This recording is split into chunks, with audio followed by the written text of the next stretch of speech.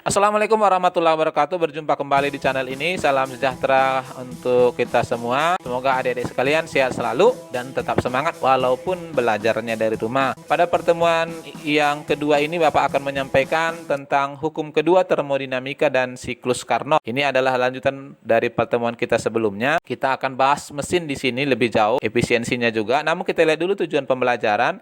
Setelah mengikuti pembelajaran, peserta didik diharapkan mampu satu, mendeskripsikan hukum dua termodinamika, lalu yang kedua menerapkan hukum dua termodinamika dalam berbagai keadaan, yang ketiga mendeskripsikan siklus Carnot dan prosesnya, yang keempat menerapkan siklus Carnot dalam berbagai keadaan, lalu yang terakhir adalah menentukan efisiensi suatu mesin pada siklus Carnot. Kita coba lihat hukum dua termodinamika. Yang pertama, deskripsi hukum dua termodinamika. Hukum kedua termodinamika ini dipergunakan pada produk mesin air condition atau mesin pendingin, kemudian juga dipergunakan mesin diesel atau mesin yang bahan bakarnya adalah diesel, solar ya. Dibedakan hukum dua termodinamika ini, pertama adalah pernyataan Clausius. Ini adalah pernyataan yang nanti kita pergunakan untuk menjelaskan lebih jauh tentang mesin, yang menyatakan kalor mengalir secara alami dari benda yang bersuhu tinggi ke benda yang bersuhu rendah. Namun, kalor tidak akan mengalir secara spontan dari benda bersuhu rendah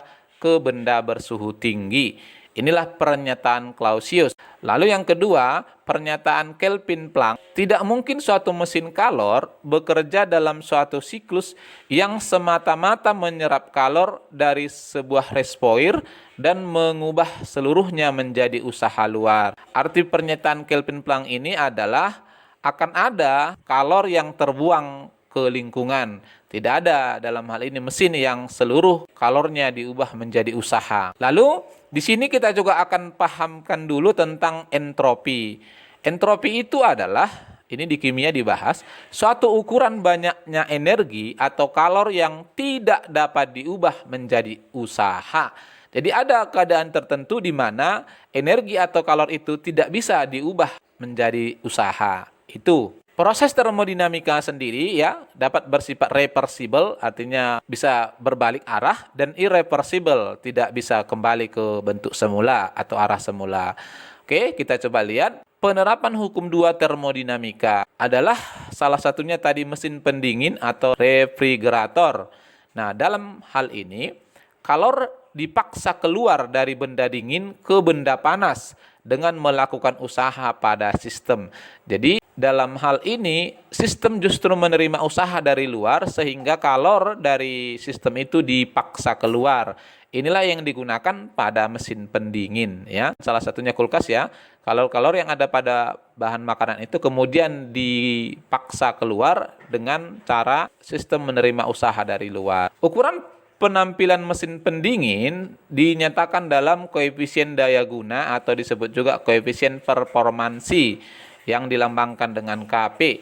Ini misalnya adalah desain mesinnya, mesin pendingin, nah reservoir panas T1, Q1, reservoir dingin T2. Tampak di sini bahwa mesin menerima usaha dari luar, maka kalor itu datang dari reservoir dingin justru mengalir ke reservoir panas ya. Ini adalah kebalikan dari mesin secara umum. Jadi kalor itu sengaja dialirkan ke mesin reservoir panas. Dalam hal ini Kp adalah Q2 per W. Q2 itu adalah kalor yang dibuang ke lingkungan. Nah, sehingga Kp sama dengan Q2 per Q1 kurang Q2. Karena kita kaitkan dengan usaha, maka Kp sama dengan Q2 per Q1 kurang Q2. Karena usaha itu adalah kalor yang diterima mesin dikurang kalor yang dibuang. Dapat juga kita hubungkan dengan suhunya adalah T2 per T1 kurang T2.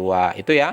Q2 di sini adalah kalor pada reservoir suhu rendah, Q1 kalor pada reservoir suhu tinggi, T2 adalah suhu rendah, satuan Kelvin. Yang ketiga, siklus dalam termodinamika. Siklus adalah rangkaian proses yang membuat keadaan akhir sistem kembali ke keadaan awalnya. Jadi satu kali perputaran. Contoh siklus termodinamika gambar ini ada grafik siklus A, B, C, A. Perhatikan arah panahnya. Sistem awalnya pada keadaan A, kemudian ke B, lalu ke C, dan kembali ke A. Itulah satu siklus ya pada volume dan tekanan tertentu. Nah, perhatikan grafik. Proses AB kita sebut proses isotermal pada suhu tetap. Lalu proses BC, perhatikan grafiknya, arah panahnya adalah proses isobarik. Dan proses CA adalah proses isokorik, volumenya tetap. Kemudian proses A ke B ke C ke A kita namakan proses termodinamika. Itu ya. Dan usaha yang dihasilkan adalah luas grafik ABC pada diagram tekanan volume di samping. Pada siklus termodinamika, perubahan energi dalam selalu bernilai nol. Yang keempat, siklus Carnot. Ini adalah hasil temuan dari Saidi Carnot tahun 1824. Mesin Carnot merupakan mesin kalor ideal yang bekerja secara siklus dan dapat dibalik atau reversible di antara dua suhu. Ini adalah siklus Carnot yang terkenal. Perhatikan grafiknya, siklus dimulai dari A ke B, kemudian ke C, kemudian ke D, dan kembali ke A. Sehingga dalam hal ini siklus Carnot adalah A, B, C, D, A. Perhatikan, sistem menerima kalor dari Q1, kemudian membuangnya ke suhu rendah Q2. Dan selisih antara Q1 dengan Q2 itulah menjadi W atau usahanya. Ya. Kita coba lihat lebih jauh. Siklus dibagi atas 4 proses. Perhatikan grafik dan tanda panahnya. Proses AB adalah pemuaian isotermal. Gas menyerap Q1 dari reservoir tinggi dan melakukan usaha WAB. Lalu proses BC, perhatikan grafiknya, adalah pemuaian adiabatik. Suhu gas turun dan melakukan usaha WBC. Lalu proses C ke D ini adalah pemuaian isotermal. Gas melepas kalor Q2 ke reservoir rendah dan melakukan usaha WCD. Dan yang terakhir adalah proses DA adalah pemampatan adiabatik. Suhu naik, gas melakukan usaha WDA.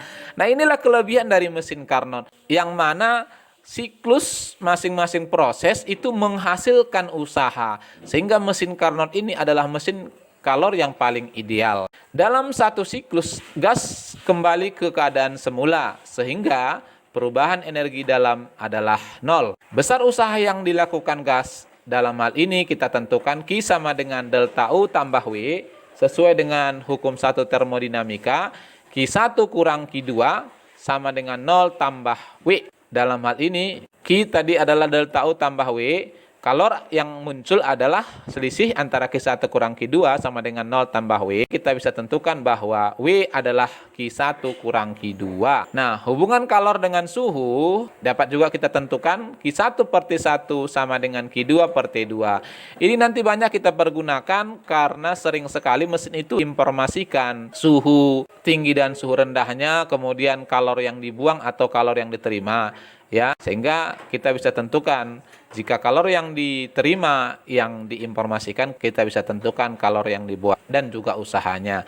Dalam hal ini Q1 adalah kalor yang diserap dari reservoir tinggi T1, 2 adalah kalor yang dilepas pada reservoir rendah T2, W adalah usaha dalam satu siklus satuan Joule. Yang kelima, efisiensi mesin. Kita simbolkan dengan N, adalah perbandingan kerja atau usaha yang dilakukan mesin terhadap kalor yang diserap atau Q1. Efisiensi mesin adalah sesuai dengan definisi ini W per Q1 kali 100%. Dalam mesin, efisiensi suatu mesin bisa juga kita tingkatkan dengan cara meningkatkan suhunya. Hubungannya dapat kita tentukan T dikali 1 kurang N sama dengan T aksen kali 1 kurang N aksen. Nah, inilah cara kita meningkatkan efisiensi suatu mesin. T adalah suhu reservoir tinggi sebelumnya, T aksen adalah suhu reservoir tinggi baru, ya, untuk penentuan efisiensi baru, dan N aksen adalah efisiensi baru. Kita coba aplikasikan soal latihan. Ini ada 3 soal latihan. Sebuah mesin kalor menyerap kalor dari reservoir 1000 Kelvin sebesar 2500 kalori, kemudian membuang kalornya ke reservoir bersuhu 300 Kelvin sebesar 1000 kalori. Tentukan usaha yang dihasilkan dan efisiensi mesin tersebut. Baik, kita akan coba kupas satu persatu ya. Nomor 1, sebuah mesin kalor menyerap kalor dari reservoir 1000 Kelvin sebesar 2500 kalori, kemudian membuang kalornya ke reservoir bersuhu 300 Kelvin sebesar 1000 kalori. Tentukan usaha yang dihasilkan dan efisiensi mesin tersebut. Kita coba jawab. Diketahui T1 1000 Kelvin, Q1 2500 kalori, T2 300 Kelvin, dan Q2 1000 kalori. Ditanya A, usahanya, B, efisiensinya. Kita jawab A. Hubungan usaha dengan kalor yang diterima dan dibuang ke lingkungan sesuai dengan hukum 2 termodinamika tadi adalah W sama dengan Q1 kurang Q2. Dari sini kita dapatkan W sama dengan 2500 dikurang 1000 adalah 1500 kalori. Lalu efisiensinya adalah W per Q1 kali 100%, ya. Kita dapatkan W 1500, Q1 2500 kali 100%, maka efisiensi mesin ini adalah 60%, ya. Artinya 40%-nya itu terbuang ke lingkungan. Yang kedua, gas pada respoi rendah 300 Kelvin membuang kalor 1000 Joule dan menyerap kalor 5000 Joule dari respoir tinggi. Tentukan suhu respoir tingginya. Kita jawab, diketahui T2 300 Kelvin, Q2 1000 kalori, dan Q1 5000 kalori. Ditanya T1, kita jawab, hubungan kalor dengan suhu pada termodinamika adalah Q1 per T1 sama dengan Q2 per T2. Ya, ini agar kamu ingat hubungannya ya. Sehingga dari sini kita peroleh T1 sama dengan Q1 T2 per Q2. Kita coba substitusi nilainya. Q1 5000 kali T2 300 per Q2 1000, hasilnya adalah 1500 Kelvin. Inilah suhu respoir tingginya. Lalu yang ketiga, gambar A. Perhatikan gambar berikut, tentukan usaha yang dihasilkan mesin dalam 6 siklus. Di gambar ini siklusnya adalah A, B, C, ya, seperti gambar pada tekanan dan volume yang berubah. Kita coba jawab. Diketahui grafik siklus termodinamika P1 1 kali 10 pangkat 5 Pascal, P2 3 kali 10 pangkat 5 Pascal, kemudian volume awal 0,1 meter kubik dan volume akhir 0,2 meter kubik, dan N-nya adalah 6 siklus, jumlah siklusnya 6. Ditanya usaha 6 siklus, kita jawab ya. Usaha yang dihasilkan mesin adalah luas grafik pada siklus ABCA, sehingga dalam hal ini WABCA adalah WAB. Perhatikan grafiknya, tambah WBC tambah WCA. Dengan WAB adalah sama seperti tadi, luas trapesium di bawah grafik AB. Kita tentukan sisi panjangnya 3 kali 10 pangkat 5, sisi pendeknya 1 kali 10 pangkat 5, dikali perubahan volumenya atau lebarnya 0,2 kurang 0,1 per 2. Maka dapatlah kita bahwa usaha yang dihasilkan pada WAB adalah 2 kali 10 pangkat 4 Joule. Lalu WBC, perhatikan grafik WBC adalah luas grafik di bawah garis BC. Perhatikan garisnya. Oke, BC, maka itu membentuk persegi panjang. WBC-nya adalah P delta P. P-nya di situ 1 kali 10 pangkat 5, delta P-nya volume akhir 0,1 sesuai dengan arah ya. Volume awal 0,2. Nah, sehingga WBC itu adalah minus 1 kali 10 pangkat 4 Joule. Artinya tidak menghasilkan usaha namun menerima usaha. Ya, karena ini adalah proses dimampatkan. Dan WCA, perhatikan grafik CA, tampak di situ volumenya tetap sehingga usahanya bernilai 0. Dengan demikian, maka usaha pada siklus ABCA adalah, kita jumlahkan, WAB tadi adalah 2 kali 10 pangkat 4, WBC minus 1 kali 10 pangkat 4 tambah 0. Nah, ternyata WABCA itu adalah 1 kali 10 pangkat 4 Joule. Itulah tiap siklusnya. Sehingga untuk 6 siklus tinggal kita kali 6 kan. 6 kali 10 pangkat 4 Joule adalah usaha yang dihasilkan. Soal terakhir, perhatikan gambar berikut. Tentukan usaha yang dihasilkan mesin dalam 6 siklus. Ini adalah mesinnya Carnot ya. Tampak di mesin ini Q1 adalah 1000 Joule. Kemudian membuang sebagian kalornya ke Q2. Suhu tingginya 900 Kelvin, suhu rendahnya 450 Kelvin. Di dalam grafik tidak disebutkan nilai Q2 dan usahanya. Kita jawab, diketahui grafik siklus Carnot dari grafik T1 adalah 900 Kelvin, kemudian Q1 1000 kalori, T2 450 Kelvin, dan N-nya 6 siklus. Ditanya usaha yang dihasilkan 6 siklus. Kita coba jawab. Hubungan usaha dengan kalori yang diterima dan dibuang ke lingkungan tiap siklus sesuai dengan konsep hukum 2 termodinamika tadi adalah W sama dengan Q1 kurang Q2. Untuk itu, kita hitung dulu Q2 karena tidak disebutkan dengan hubungan Q1 per T1 sama dengan Q2 per T2. Jadi kita manfaatkan suhunya. Dari sini kita dapatkan bahwa Q2 sama dengan Q1 T2 per T1.